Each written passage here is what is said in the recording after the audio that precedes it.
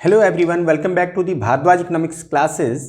Class 12th का macro economics हम पढ़ रहे हैं और इसमें chapter 7 aggregate demand and aggregate supply चल रहा है हमारा। और इसमें आज पढ़ेंगे हम consumption function and propensity to consume.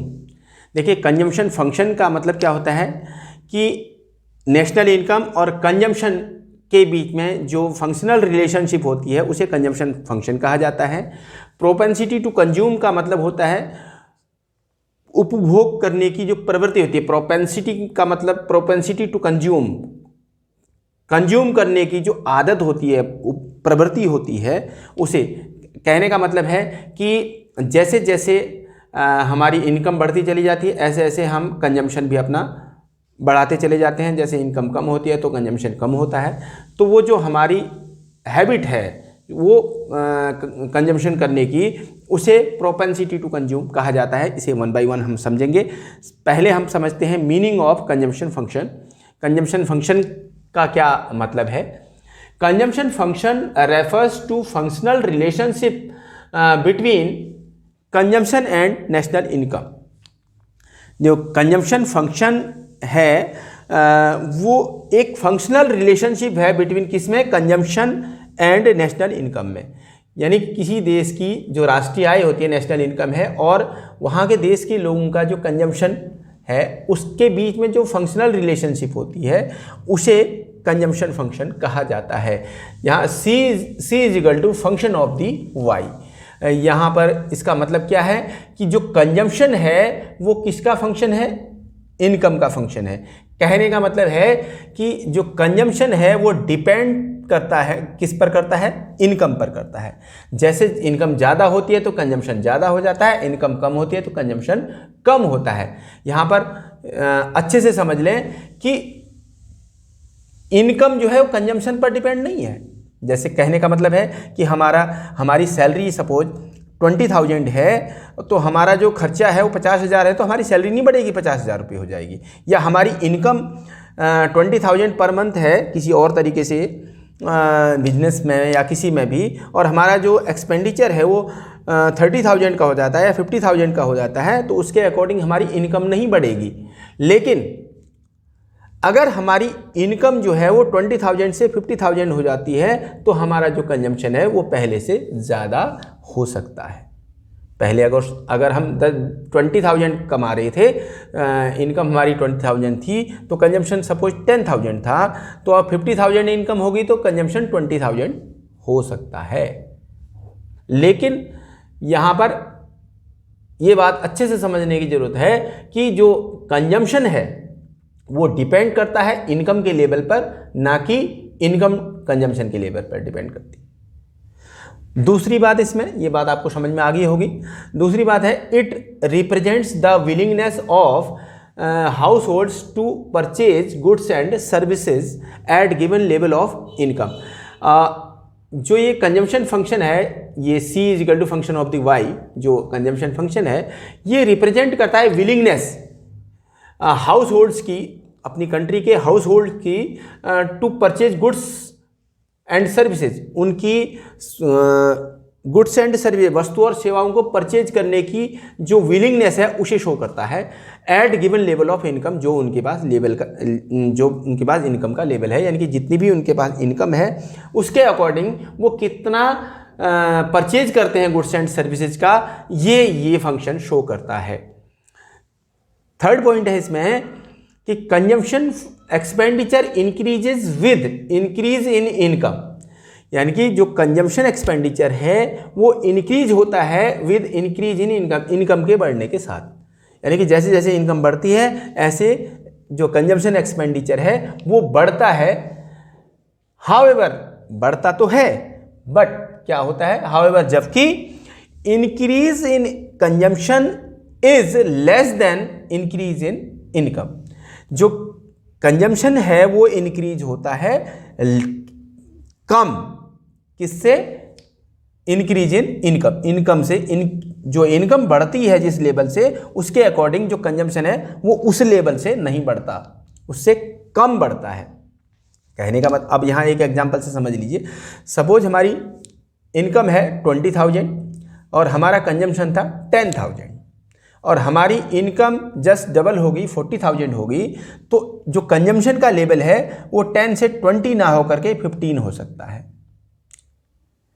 जितनी इनकम बढ़ती चली जाती है, सपोज स्टार्टिंग में हो सकता है थोड़ा सा बढ़ जाए, लेकिन जैसे जैसे इनकम का लेवल और ज़्यादा बढ़ता है तो कंजम्पशन उतना ज़्यादा नहीं बढ़ता, कंजम्पशन का लेवल कम होता है। इनकम के लेवल से कंजम्पशन का लेवल बढ़ने का लेवल जो है वो कम होता है। अब ये बात आपको अच्छे से समझ में आ गई होगी, एक बार फिर से समझ लें। कंजम्पशन फंक्शन क्या करता है? Refers to the functional relationship. Functional relationship है किसमें? कंजम्पशन और नेशनल इनकम के बीच। C is equal to function of the Y. दूसरा है it represent the willingness of household to purchase goods and services at given level of income. जो भी income है हाउस होल्ड्स के पास, उसमें वो गुड्स एंड सर्विसेज को purchase करने की जो विलिंगनेस है उसे ये फंक्शन शो करता है। तीसरी बात, कंजम्पशन एक्सपेंडिचर इंक्रीज होता है किसके साथ? इनकम के लेवल के, इनकम के साथ। जैसे जैसे इनकम इंक्रीज होती है ऐसे ऐसे कंजम्पशन एक्सपेंडिचर भी इंक्रीज होता है। बट क्या होता है, जो इनकम, जो कंजम्पशन एक्सपेंडिचर है वो इनकम की अपेक्षा स्लो इंक्रीज होता है, यानी कम इंक्रीज होता है। इनकम तेजी से बढ़ती है तो उतनी, जितनी तेजी से इनकम बढ़ती है उतनी तेजी से कंजम्पशन नहीं बढ़ता, वो उससे कम तेजी से बढ़ता है। कहने का मतलब यहां पर ये है। अब इसी कंजम्पशन फंक्शन को हम एक शेड्यूल और डायग्राम से समझाते हैं, जिससे कि आपको और अच्छे से समझ में आ जाएगा। इसके लिए यहां पर हम लेते हैं इनकम,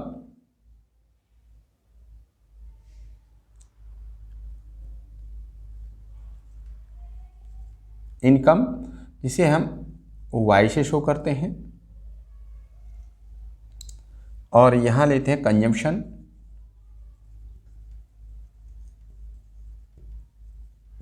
जिसे हम c से शो करते हैं। अब सिंपल है, हमें इसको ज़्यादा कुछ रटने की ज़रूरत नहीं है। टेबल को बहुत सिंपल वे में, जो इनकम का लेवल है वो 0 से स्टार्ट करते हैं हम, क्योंकि कंजम्पशन 0 लेवल ऑफ इनकम पर भी होता है, इसलिए हम 0 से स्टार्ट करते हैं। और 100 का हम 100 इनकम बढ़ाते चले जाते हैं, सिंपल, जो कि हमें कोई याद करने की ज़रूरत भी नहीं, आसानी से हम लिख सकते हैं। 300, 400, 500, 600, ये इनकम का लेवल हमने ले लिया।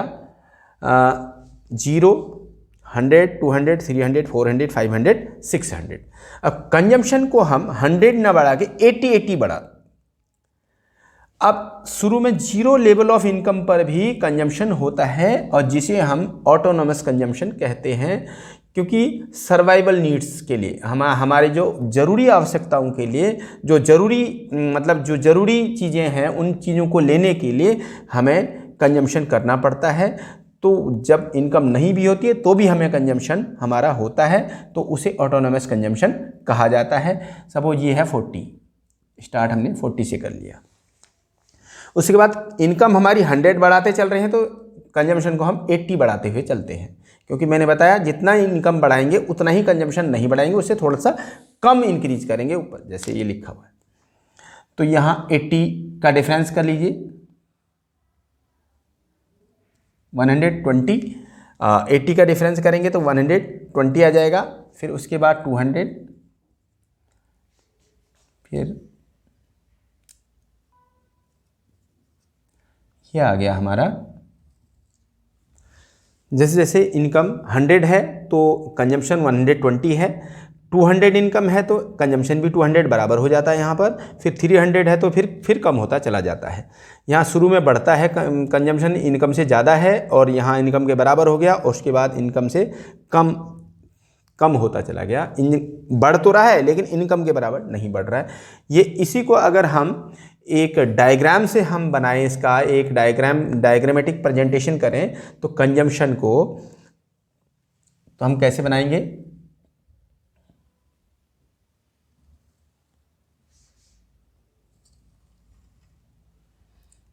इसे एक्स एक्सिस है, ये पॉइंट ऑफ ओरिजिन है, ये वाई एक्सिस है, ये आप अच्छे से जानते हैं। और यहाँ पर इसे हम लिख देते हैं इनकम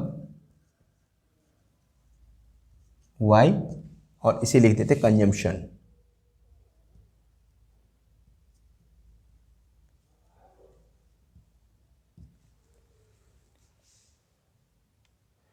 सी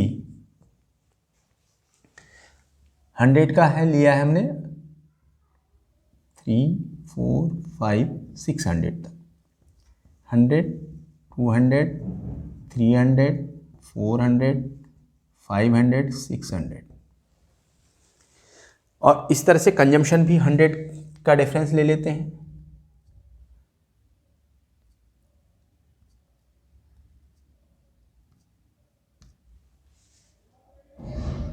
हंड्रेड 200 300 400 500 एंड 600।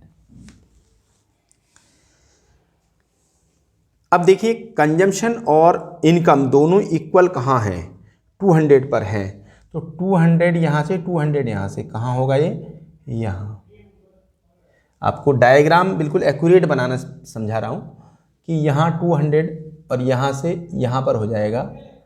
तो अब हमारी जो 45 डिग्री की जो लाइन है वो ऐसे सीधी आप इससे टच करते हुए ये खींच देंगे, इसे इनकम लाइन बोलते हैं हम, या रेफरेंस लाइन हम बोलते हैं। इसका मतलब क्या है, यहाँ इस लाइन से जो भी टच होगा वहाँ पर इनकम और कंजम्पशन दोनों बराबर होंगे। सपोज जैसे कि ये है, तो यहाँ इस पॉइंट पर जो है वो इनकम भी और कंजम्पशन भी दोनों इक्वल हैं, तो इसको हम ब्रेक इवन पॉइंट कहते हैं। पहले हम इसका पूरा कंजम्पशन कर्व शो कर लेते हैं। देखिए कैसे, पहला है जीरो इनकम पर, इनकम अगर जीरो होती है तो कंजम्पशन कितना है 40, तो जीरो इनकम पर कंजम्पशन है 40। सपोज यहाँ 40 है, तो यहाँ से कंजम्पशन कर्व स्टार्ट होगा। और फिर 100 इनकम पर 120, 100 इनकम पर 120 यानी कि इस लाइन से ऊपर होगा, क्योंकि 100 और 100 इक्वल होता है यहाँ, लेकिन ये 120 थोड़ा ऊपर होगा। और उसके बाद 200 पर इक्वल हो गया, तीसरा पॉइंट यहाँ बराबर इक्वल पर आ गया। 300 पर 280 आ गया, 300 पर 280, अब ये इससे नीचे आ जाएगा।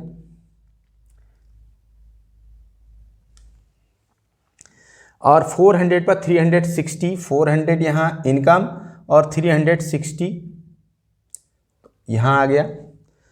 और उसके बाद 500 पर 440, 500 एंड 440, 440 और 500 ये नीचे ही आएगा इस तरह से। और 600 पर ये 520 और यहाँ 600 पर। तो इसको हम इन पॉइंट्स को मिलाते हुए आगे लाइन खींच देंगे।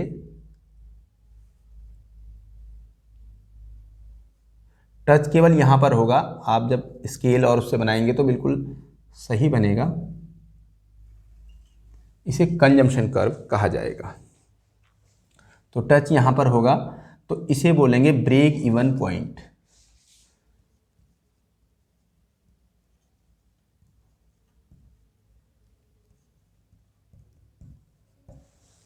ये ब्रेक इवन पॉइंट है।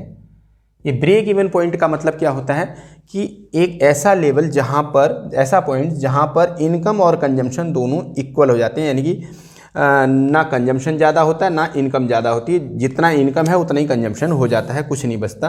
तो ऐसा पॉइंट जो है वो उसे ब्रेक इवन पॉइंट कहा जाता है। ये कंजम्पशन कर्व आपको समझ में आ गया कैसे ड्रॉ होता है।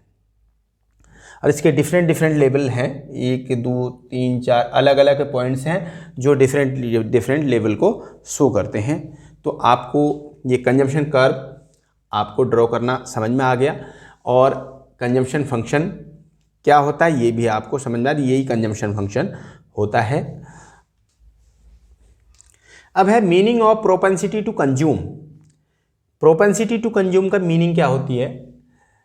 It refers to the schedule which shows the level of consumption at different level of income in an economy। किसी भी इकोनॉमी में क्या है, different the level of consumption at different level of income, अलग अलग income के level पर जो कंजम्पशन का लेवल है उसे शो करता है जो शेड्यूल, उसे कहा जाता है प्रोपेंसिटी टू कंज्यूम, उपभोग करने की जो प्रवृत्ति होती है लोगों की। यानी किसी भी इकोनॉमी में इनकम के डिफरेंट डिफरेंट लेवल पर जो कंजम्पशन का लेवल होता है उसे जो शेड्यूल शो करता है उसे क्या कहा जाता है, प्रोपेंसिटी टू कंज्यूम कहा जाता है। It is simply a ratio between consumption and income, consumption और इनकम का जो रेशियो होता है उसे सिंपली, जो कंजम्पशन और इनकम का रेशियो होता है उसे कहा जाता है propensity to consume. It has two aspects, इसके दो एस्पेक्ट्स होते हैं, दो आशय होते हैं इसके, दो पार्ट होते हैं। कहने का मतलब है कि एक तो होता है एपीसी और दूसरा होता है एमपीसी। एपीसी का मतलब average propensity to consume, second है marginal propensity to consume. Average propensity to consume और दूसरा है मार्जिनल प्रोपेंसिटी टू कंज्यूम। अब है average propensity to consume, APC. APC क्या होता है, ratio between total consumption and total income. Total consumption और टोटल इनकम के बीच में जो रेशियो होता है उसे कहा जाता है एपीसी या एवरेज प्रोपेंसिटी टू कंज्यूम। एक फॉर्मूला होता है APC equal to C upon Y, यानी consumption upon income. C upon Y से हम निकालते हैं एपीसी को। सपोज कि हमारा जो इनकम है वो 100 है, सपोज एग्जांपल जैसे हम ले लेते हैं, इनकम है हमारी 100 और कंजम्पशन है हमारा 80, तो इट मीन्स जो एपीसी आएगा तो एपीसी हो जाएगा 0.8। 180 को 100 से डिवाइड कर दिया 0.8। इट मीन्स कि, और या इससे कह सकते हैं 80% कंजम्पशन है। कितना है, 80% कंजम्पशन है।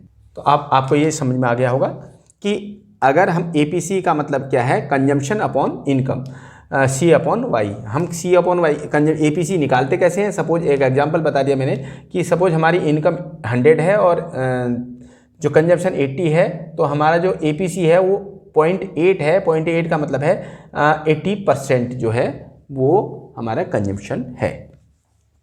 अब है marginal propensity to consume, MPC. MPC, ये एपीसी आपके समझ में आ गया।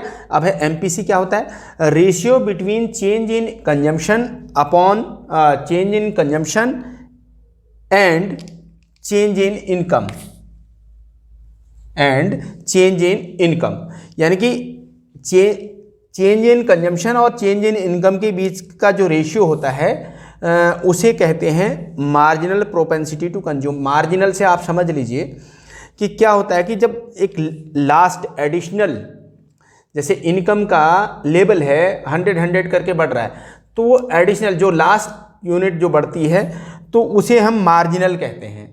तो कहने का मतलब है एक एक्स्ट्रा यूनिट और बढ़ने पर, यानी कि इनकम का एक एक्स्ट्रा लेवल और बढ़ने पर कितना कंजम्पशन होता है, कंजम्पशन का नेक्स्ट लेवल क्या होता है, उसे हम कहते हैं मार्जिनल प्रोपेंसिटी टू कंज्यूम। इसको आप दूसरे तरीके से ऐसे समझ सकते हैं, MPC equal to change in consumption upon change in income. Change in consumption को डेल्टा सी बोलते हैं हम, और चेंज इन इनकम को डेल्टा वाई बोलते हैं हम। डेल्टा का मतलब यहाँ डिफरेंस है। तो एक एग्जाम्पल से आप समझ लेंगे, MPC equal to delta C upon delta Y. Suppose हमारा जब इनकम का लेवल 100 था, यहाँ पर ध्यान से समझें, इनकम का लेवल 100 था तो हमारा कंजम्पशन 70 था। इनकम 200 हुई तो इनका कंजम्पशन जो है वो 110 हो गया। तो इसका मतलब है कि जो हमारा कंजम्पशन है वो कितना बढ़ा, 40, और इनकम कितनी बढ़ी, 100। तो 100 इनकम बढ़ने पर जो कंजम्पशन है वो 40 इंक्रीज हो गया। इट मीन्स कि अगर हम इसे डिवाइड करेंगे तो 0.4, यानी कि 40% जो है इनकम हमारी कंजम्पशन हमारा बढ़ रहा है। तो इसे कहेंगे हम मार्जिनल प्रोपेंसिटी टू कंज्यूम। तो आपको ये बात समझ में आ गई होगी, एग्जाम्पल आपको समझ में आ गया होगा कि यहाँ पर तो हम सिंपल सीधा सीधा कंजम्पशन 80 है और इनकम 100 है, उसका रेशियो निकाल लेते हैं। यहाँ पर चेंज इन इनकम, पहले 100 थी अब 200 है, तो अंतर क्या है, 100 का हो गया। यहाँ पर चेंज इन कंजम्पशन, पहले 70 था अब 110, 40 का हो गया, तो उसका रेशियो निकालते हैं। तो बस इतना ही अंतर है मार्जिनल प्रोपेंसिटी टू कंज्यूम और एवरेज प्रोपेंसिटी टू कंज्यूम में। अब ये आपको अच्छे से समझ में आ गया होगा और इसके नोट्स तैयार कर लें और बहुत इम्पोर्टेंट चैप्टर है और इसको मैं और एमपीसी और एपीसी के बारे में और समझाऊंगा नेक्स्ट वीडियो में, फिर न्यूमेरिकल भी करवाऊंगा और आप इसको समझते रहें, पढ़ते रहें, कंटिन्यू हमारे साथ बने रहें और लाइक और शेयर करते रहें। Thank you very much.